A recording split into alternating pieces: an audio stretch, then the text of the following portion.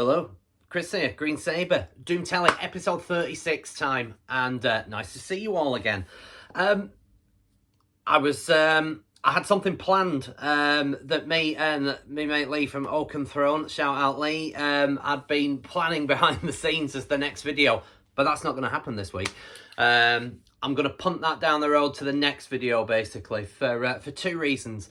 One is that it's a pretty good subject. It's something that I've broached, basically, to give you a little snippet. It will be, the video that I've been planning was bands that have changed their sounds embarrassingly for commercial and kind of popularity reasons. I'm not going to go into which ones, because obviously you can wait for that. But I've had to think quite long and hard about this, because there's some that will get sort of dishonourable mentions, if you will. And aren't really worthy of the whole, and others that just embarrassingly changed. So yeah, that was going to be the video, but Top Banana John at Rock and Metal Plus has done a competition this week for his 500 subs competition. So that video's been binned for a while, and that's what I'm going to do today. So it's my entry in John at Rock and Metal Plus's 500 subscriptions competition. So that's what I'm going to do. Before I get started, no further Green Sabre updates. Gaz is away in Wales on holiday. I'm about to go away next week down to Cornwall. And I feel like one of the others is away soon as well. So yeah, July's going to be reasonably quiet for us. Then at the back end of the month, we'll get back at it and get practicing in earnest for this gig in Manchester. It's the next thing that we've got in the calendar anyway. But yeah, stay posted. So, the rules of John's 500 subscribers contest. Basically, shout out to 5 YouTubers and 5 albums that... Right, let me get the question correct. 5 albums that got me into the music that I love today. So, yeah. But I'll go into all that now. So, brace yourselves. Get a cup of tea. I've got my coffee out of my Bielsa mug. Don't know if you can see that. Yeah. Let's get going. So, what I'm going to do is start with my shout-outs. Now, I'm kind of running out of shout-outs. I feel like I've shouted out everyone of any importance for the most part. So, these will be repeat shout-outs, I imagine. But, first and foremost, and I know that this is a repeat as well, Dylan, Death Metal Dylan, you get my first shout-out because you're just ace. Your videos are brilliant. You're really supportive. And I feel that you should have more subscribers than you've got. So, shout out to Death Metal Dylan. Always sticks a comment on my videos. Yeah, always. We will meet up at some point and have that famous pint. So, yeah, shout out number 1, Death Metal Dylan. There'll be links to all of these, though, down below. So, yeah, stay posted. My next shout out, and I feel like I haven't shouted him out yet, weirdly. Or if I have, anyway. Mark G with a C. Great videos. Mark, of course, from Enchantment. And again, another really supportive YouTube community member. He's great. Always has great comments on my videos and stuff like that. Always has great topics on his videos as well. And lots of collection updates of stuff that, I'll be honest, I've never heard of. So it's great. I've discovered loads of new stuff, really. Obscure death metal, basically, courtesy of Mark G with a C. So shout out number 2 goes out to you, Mark. Shout out number 3, and again, I feel like I may have shouted him out at some point, but not in these official competition capacity shout outs, so that's why.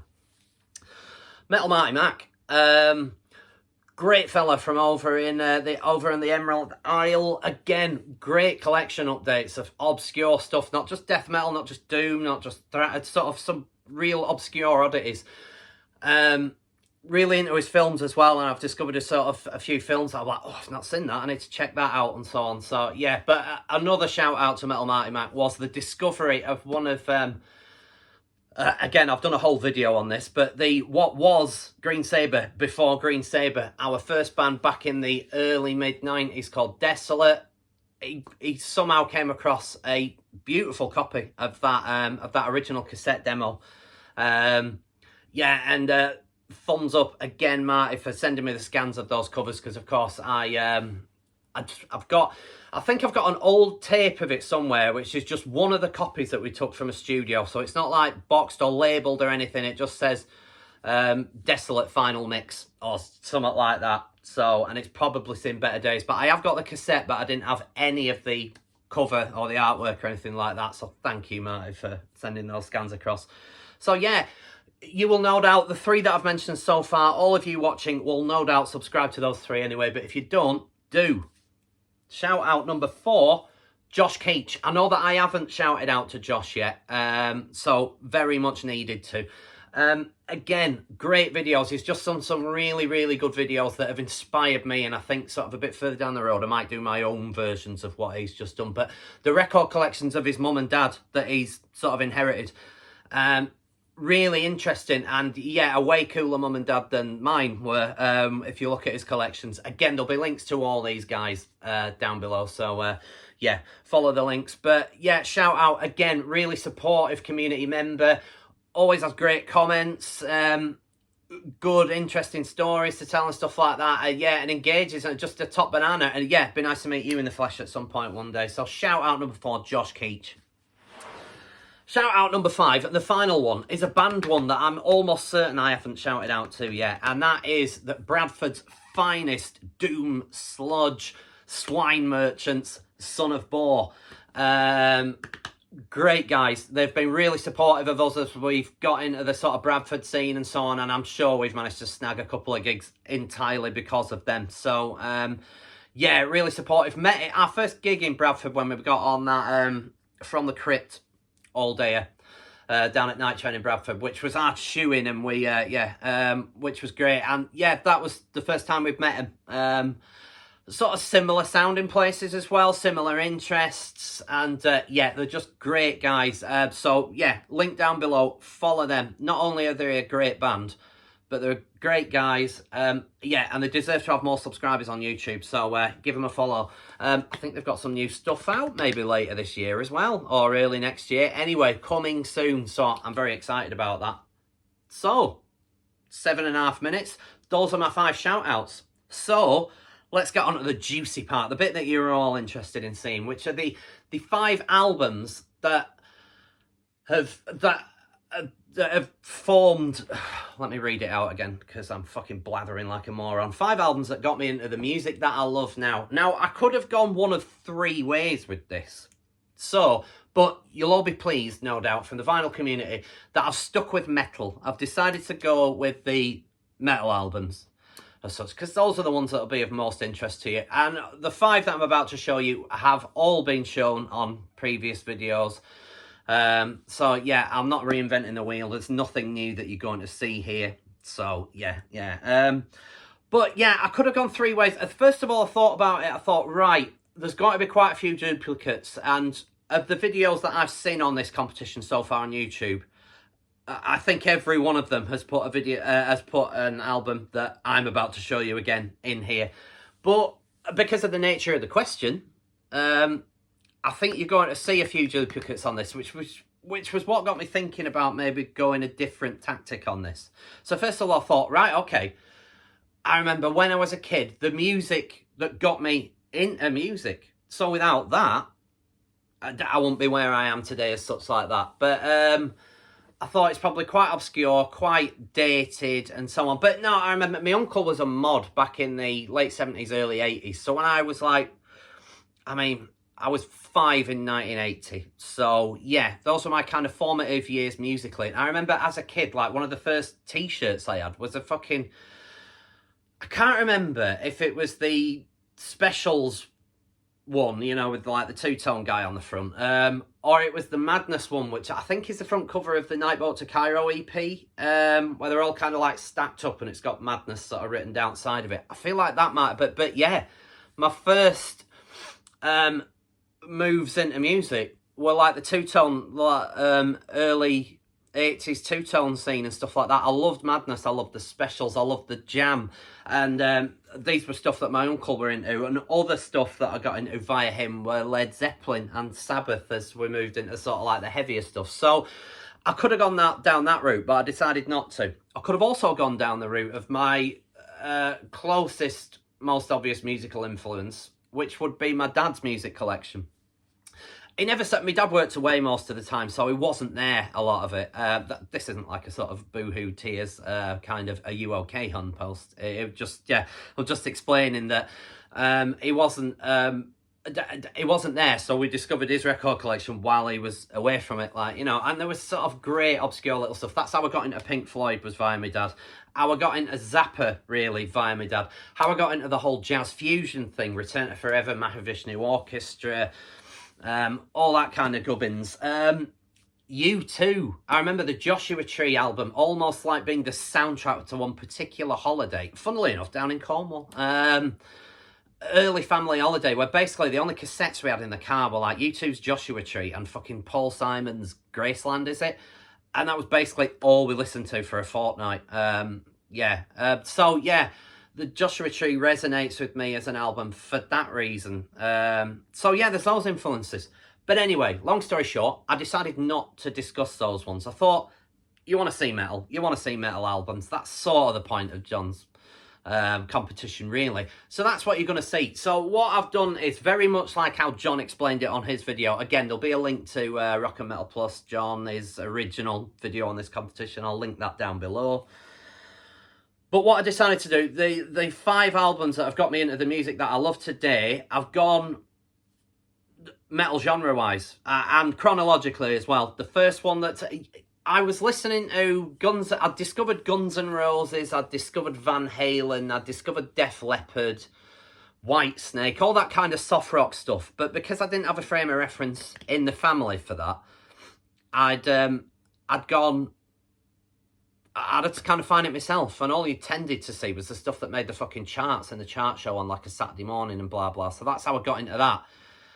But I've started with the album that got me into metal, precisely. So that's going to be point 1, and I'll move through the gears up to point 5 or such. So I'm covering what got me into metal, what got me into thrash, what got me into death, what got me into doom, and what got me into black metal, which are the 5 fundamental fucking components of my musical enjoyment. So that's how we're going to go about it. Here's me trying to do a quick video, 12.5 minutes in, and I've not even fucking started with the nitty-gritty. So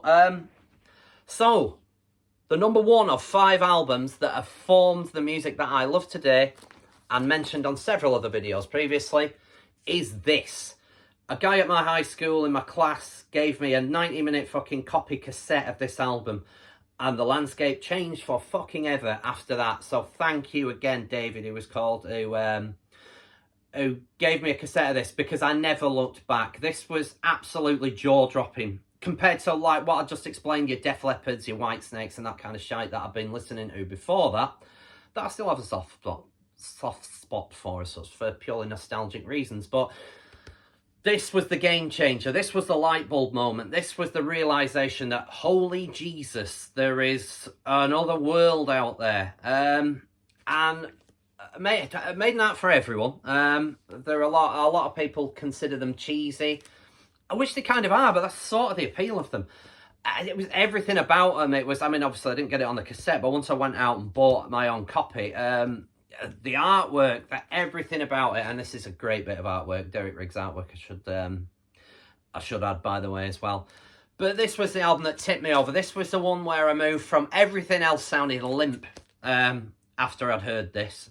And then I went out and discovered, I think the next cassette I bought was Killers. I think that was the next one that I bought. And then the one after Killers I bought was, I suspect, was Seventh Son, because that was the current one. It was 1988 that I first heard this. And 1988 that I first tipped over into metal. And I've never looked back. So, yeah, that's album number 1, Maiden's Live After Death. Still one of the great live albums ever. Album number 2 is the album that got me into thrash. It's not strictly an album either, but it is the one I kind of thought about it. I could have shown you Ride the Lightning. I could have showed you Master of Puppets. But this was the first Metallica that I heard properly and that I owned. Back in Christ knows when. There was like Elvira did a fucking video. I might have got the timelines wrong here, because it'll be the back end of 1988. I quickly kind of moved on. Back end of 88, maybe early 89, I quickly moved on from Maiden, once I heard this, and like I was just saying, Maiden made everything sound fucking limp after I'd heard them. This made Maiden sound limp after I'd heard that. This was the first one that I bought because it was the cheapest thing in the record shop. It was like $1.99 or something because it's only 5 songs. The Garage Days Revisited EP. And again, another game changer. This was the one that made me realise, fuck, I love this sort of heavy, faster stuff. And this is one of Metallica's greatest releases as well. None of their own songs. But it's because of this that I discovered Killing Joke, that I discovered The Misfits, that I discovered Holocaust, that I discovered fucking... who's the other one? Diamond Head. And yeah, this is the whole reason that I just... oh, and Budgie as well.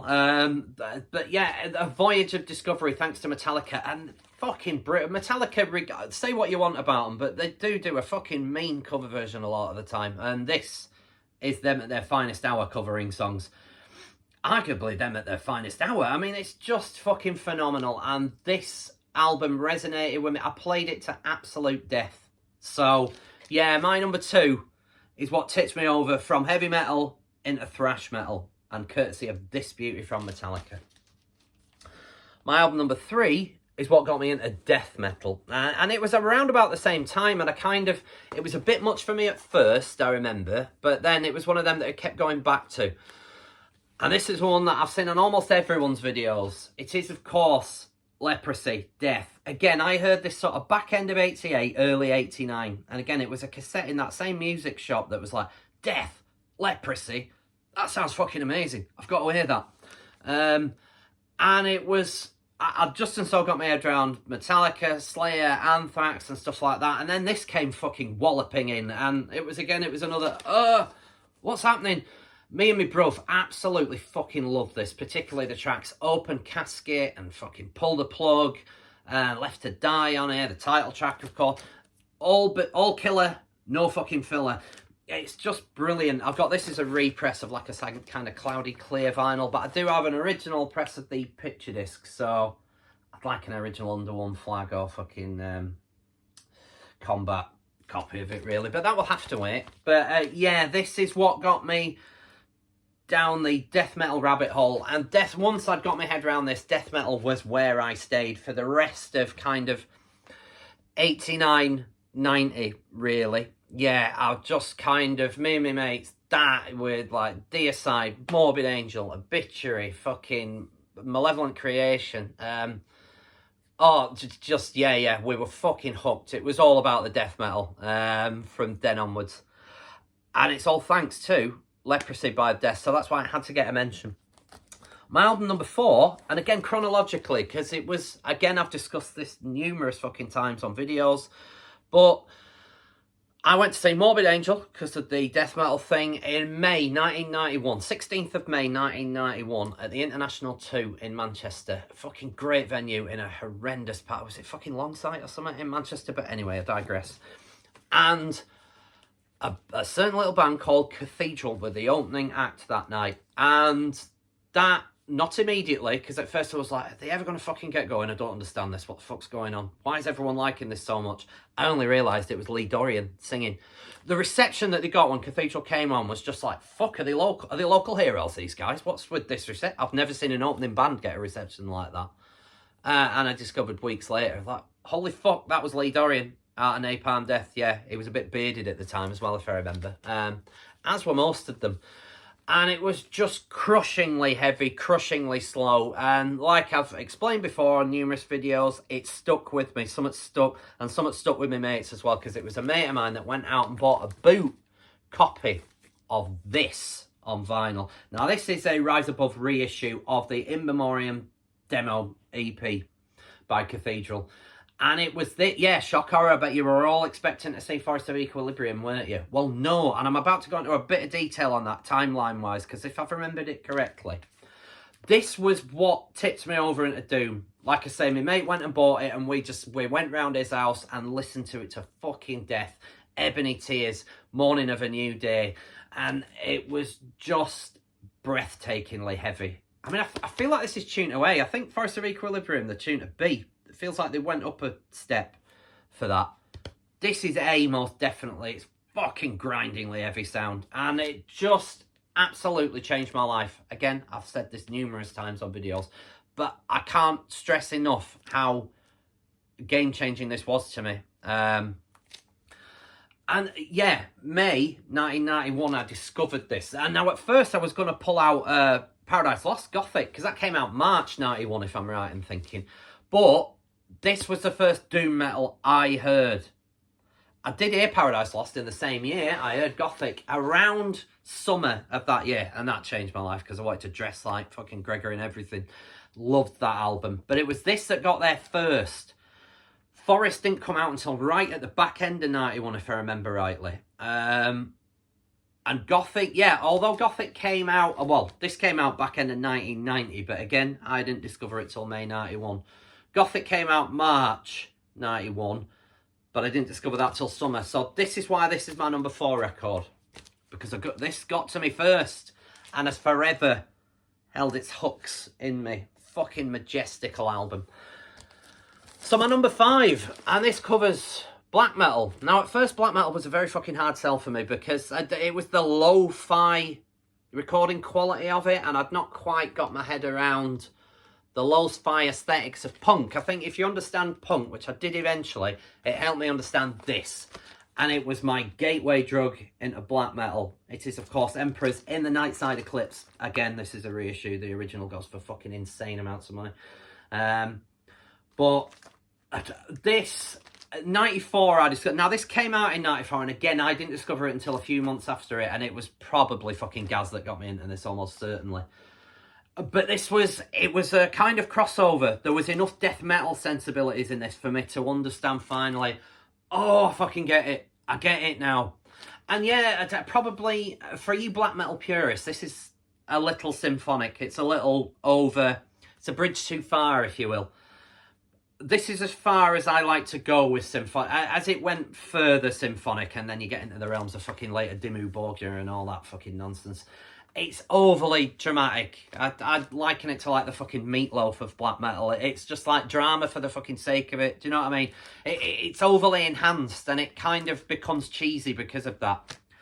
This is the fucking fine line, and this is just the right side of it for me. Everything else more symphonic is the wrong side of it. But anyway, yeah, the summer of 94, finally black metal clicked. So that's why this is the most important album for me, because this is the one that got me into all that fucking stuff.